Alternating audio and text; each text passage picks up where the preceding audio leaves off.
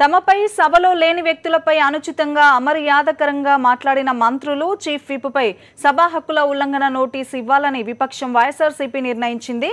మంత్రులు దేవినేని ఉమామహేశ్వరరావు, అచ్చెన్నాయుడు, రావెల కిషోర్ బాబుతో పాటు చీఫ్ విప్ కాలువ శ్రీనివాసులపై సభా హక్కుల ఉల్లంఘన నోటీసులు ఇవ్వనున్నారు. అనుమతి కోరనున్నారు.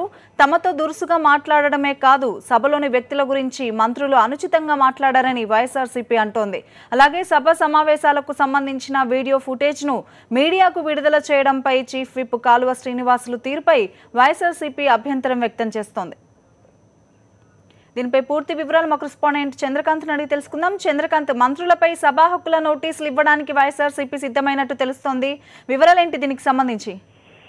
తరంగిణి, మరి కాసేపట్లో వైఎస్ఆర్సీపీ ఎమ్మెల్యేలు స్పీకర్ ని కలిసి మంత్రులు అచ్చెన్నాయుడు, దేవినేని ఉమామహేశ్వరరావు, అలాగే రావెల కిషోర్ బాబు ఈ ముగ్గురితో పాటు చీఫ్ విప్ కాలువ శ్రీనివాసులు ఈ నలుగురిపై కూడా సభా హక్కుల ఉల్లంఘన నోటీసులు ఇవ్వబోతున్నారు. మొత్తం కూడా అసెంబ్లీ బడ్జెట్ సమావేశాలు ప్రారంభమైనప్పటి నుంచి కూడా సభలో లేని వ్యక్తుల గురించి అమర్యాదకరంగా మాట్లాడటం గానీ, అన్పార్లమెంటరీ పదాలు వాడడాన్ని వైఎస్ఆర్సీపీ నేతలు తప్పుపడుతున్నారు. ఇది పూర్తిగా సభ్యుల హక్కుల్ని ఉల్లంఘించే విధంగా సభలో మాట్లాడటము, అలాగే కోర్టు పరిధిలో ఉన్న అంశాలకు సంబంధించి కూడా సభలో మాట్లాడకూడదని శాసనసభ నియమాలు చాలా స్పష్టంగా ఉన్నప్పటికీ కూడా కోర్టు పరిధిలో ఉన్న అంశాలకు సంబంధించి విపక్ష నేత వైఎస్ జగన్మోహన్ రెడ్డిని ఉద్దేశించి మంత్రులు చేస్తున్న వ్యాఖ్యలన్నీ కూడా సభా హక్కుల ఉల్లంఘన కిందకే వస్తాయని చెప్పి వైఎస్ఆర్సీపీ ఎమ్మెల్యేలు అంటున్నారు.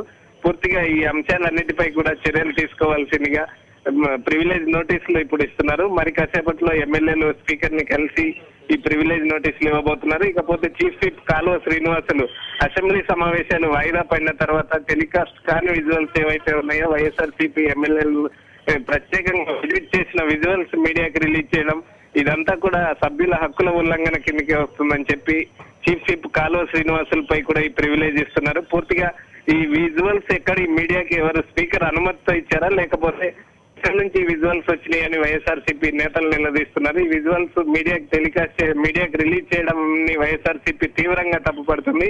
కావాలని ఎడిట్ చేసి విజువల్స్ వైఎస్ఆర్సీపీ ఎమ్మెల్యేలని టార్గెట్ గా చేసుకుని అధికార పార్టీ చేసిన దూషణలన్నింటినీ కూడా మీడియాకి రిలీజ్ చేయకుండా ఓన్లీ విపక్ష సభ్యుల్ని మాత్రమే, వాళ్ళ విజువల్స్ మాత్రమే మీడియాకు రిలీజ్ చేయడాన్ని తప్పుపడుతున్నారు. ఈ విజువల్స్ ఎక్కడి నుంచి స్పీకర్ అనుమతితో బయటకు వచ్చినాయా, లేకపోతే ఈ విజువల్స్ ఎక్కడి నుంచి వచ్చినాయి అనే దానిపై వివరణ కూడా వైఎస్ఆర్సీపీ కోరింది.